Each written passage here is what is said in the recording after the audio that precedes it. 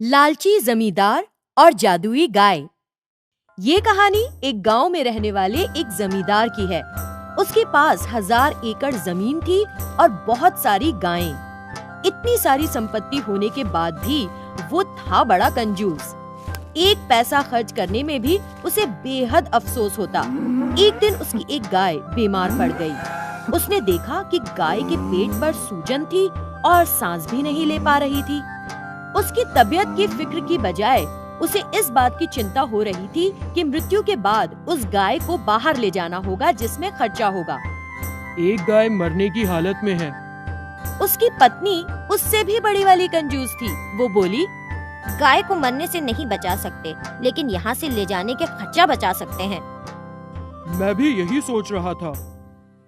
ये सोचता हुआ जमींदार अपने घर के बाहर बैठा था कि तभी वहाँ से उसने रंगा किसान को जाते देखा, जो उसी गांव में रहता था और एक अच्छा इंसान था।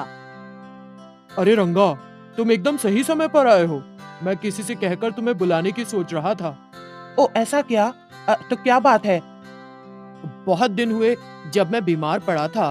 मैंने सोचा था कि किसी अच्छे गरीब आदमी को गाय दान कर दूंगा।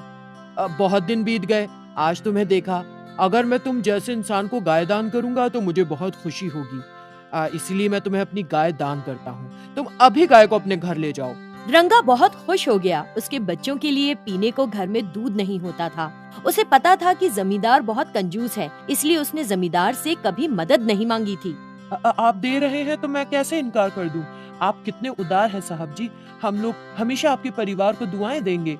फिर जमींदार रंगा को गौशाला लेकर गया और वो गाय दिखाई जो मरने की हालत में थी।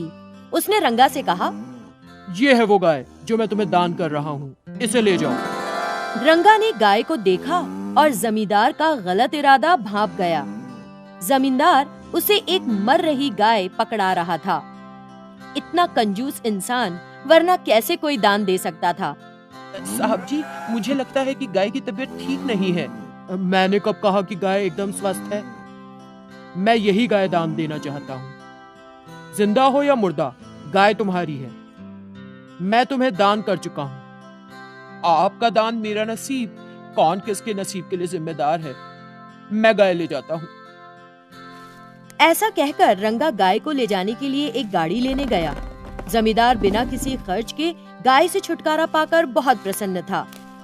रंगा गाय को गांव के एक बाहरी ओर एक संत के आश्रम में ले गया। उसने किया संत को पहले नमस्कार और फिर बताया, साधु महाराज, देखिए कैसी मर रही गाय मुझे जमींदार ने दान की है, लेकिन अगर ये ठीक हो जाए तो मेरे बच्चों को इसका दूध पीने को मिलेगा। कृपया करके इसे ठीक कर दीजिए महाराज।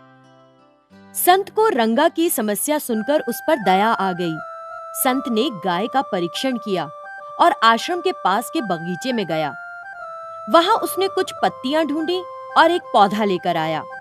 पौधे का रस निकाला और रस की बूंदें गाय की नाक में डाली। तुरंत गाय जोर से छींकी और उसके पेट की बीमारी दूर हो गई। गाय एकदम स्वस्थ हो गई। फिर संत ने अपना हाथ गाय के माथे पर रखा, अपनी आंखें बंद की और कुछ मंत्र पढ़े। इससे गाय में एक अलग तरह की स्फूर्ति आ गई। संत ने अपनी आंखें खोली और रंगा से कहा, रंगा, आज से तुम्हारी सारी समस्याएं खत्म समझो। आज से ये तुम्हारे लिए एक दिव्य गाय है। ये तुम्हारे परिवार की जरूरतें पूरी करेगी। जब तक तुम भी दूसरों की मदद का जज्बा रखोगे, ये गाय तुम्हारी मदद करती रहेगी, और नहीं तो तुम्हारा घर छोड़ देगी। ले जाओ इसे। फिर संत ने गाय रंगा को दे दी और उसे वहां से ले जाने को कहा।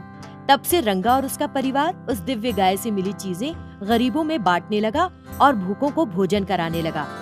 कुछ ही समय में रंगा ने एक अच्छा सा घर बना लिया और खेती के लिए जमीन भी खरीद ली। वे दूसरों की मदद करके बेहद खुश थे। जब जमींदार और उसकी पत्नी को इसका पता चला तो अपनी कंजूसी की वजह से ऐसी गाय को खो देने का उन्हें बहुत दुख हुआ। दूसरों का अच्छा सोचो और अच्छा करो, तुम्हारा अपने आप अच्छा होगा। हमें यही शिक्षा इस कहानी से मिलती है।